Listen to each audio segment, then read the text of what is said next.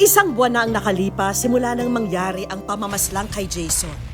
At sariwa pa sa kanyang pamilya ang mga pangyayari noong araw na yun. Nung ako'y pumunta, naabutan ko pa yung anak ko na naandun pa sa store na kamulagta. Gusto ko siyang lapitan, hindi ko naman siya malapitan. Halos mahimatay nga ho ako nung makita ko yung anak ko duguan. Sa pamilya namin, ako yung kauna-unahang nakakita ng bangkay ni Ison nakahandusay. Kaya po para sa time na yun, parang feel ko mamamatay din ako. Sa bigla ang pagkawala ni Jason, ang mga araw na nagdaraan, binabalot ng lungkot. Lalo na kapag sumasagi sa isip ni Elsie na hindi na niya makikita muli ang kanyang bunso. Lagi kami nagsiselfie, sabi ko. Tuwing kami magkasama, kahit sa daan, naglalakad, lagi siyang nakaselfie. Kami ang magkatabi. Pag natulog, nagluluto ko siya. Sabi niya, Mama, gusto ko gulay, may sabaw. Close na sobra kami nung bata pa lang kami. Kami lagi yung magkadikit.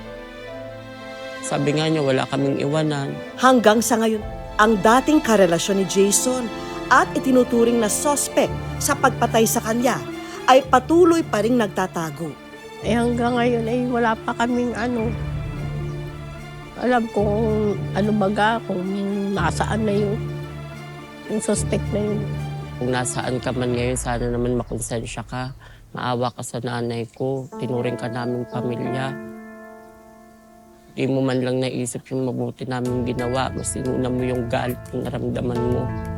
Bigyan mo ng katarungan yung kapatid namin. Mahal na mahal ko si Jason.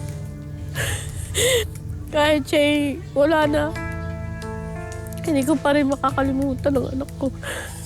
Lalaban ko ang kaso ng anak ko hanggat hindi pa siya nabibigyan ng katarungan.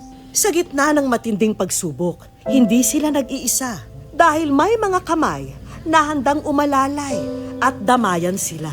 Makakaasa naman po kayo na kung ano man ang maging update ay ipatutupad po natin ang batas, lalong-lalo na po pag ito pong ating suspect ay nagkaroon na po ng warrant of arrest. Bilang pagtugon, ipinakausap namin sina Nanay Elsie sa isang abogado upang mabigyan sila ng legal na payo. I advise them to attend both dates of the preliminary investigation, which happens to be on April 14 and April 21.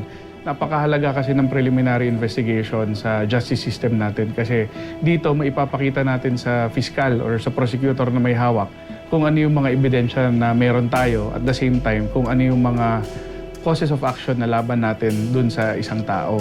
Kung papayagan sila na maging abogado ang isang lawyer o hindi, pwede naman tayong tumulong sa kanila. At handa naman yung Villavicencio Law Office. Kamusta po? Upang mas maunawaan at maintindihan nila ang kanilang pinagdaraanan, inilapit namin si Nanay Elsie sa isang life coach. I assured the family na normal yung nararanasan nila yon. Sabi ko sa kanila, makakatulong sa kanila araw-araw kung halimbawang isulat nila yung mga good times, happy moments with Jason, and then ano yung mga pangarap na gusto ni Jason for them.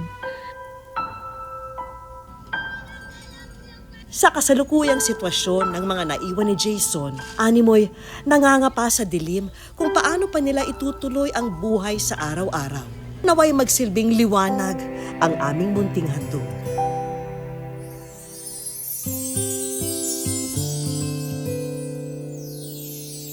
Nais naming matupad ang naiwang pangarap ni Jason para sa pamilya. Hindi ko po akalain. Magkakaganito ako.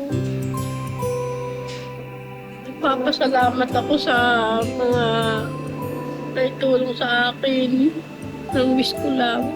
Dahil binigyan ako ng ganitong mga gamit. Hindi na po si Mama maglalaban mano-mano. Malaking tulong kay Mama kasi may pagkakakitaan, dagdag income bukod sa paglalaban niya. Maraming salamat po dahil hindi ko akalaing negosyo ako ng ganito. At ang tulong pinansyal mula sa aming programa. Maraming salamat po sa lahat ng tulong na ibinigay sa amin. Pagpapatuloy mo namin yung laban.